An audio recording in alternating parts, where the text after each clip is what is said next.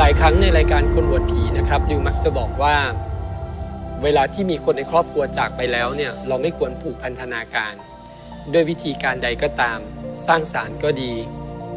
ทำกุมารก็ดีทำอะไรก็ดีเพราะนั่นคือการฉุดรั้งและเหนี่ยวรั้งให้ดวงวิญญาณนั้นไปสู่สุคติไม่ได้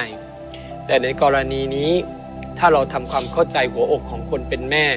เขาได้ทำไปแล้วเขาได้สร้างไปแล้วการที่เราจะไปกรีดหัวใจอีกครั้งหนึ่ง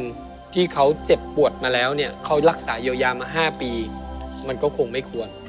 สุดท้ายแล้วเนี่ยคนที่จะปลดปล่อยดวงวิญญาณได้หรือไม่ก็คือตัวของคุณแม่เองเมื่อไหร่ที่ใจที่พ้นจากพันธนาการตรงนี้เมื่อนั้นคนนี้จะไปสู่สุคติสิ่งที่ทำให้ชีวิตคู่รอดก็คือความรักและความปรารถนาดีต่อกันแต่หากวันใดที่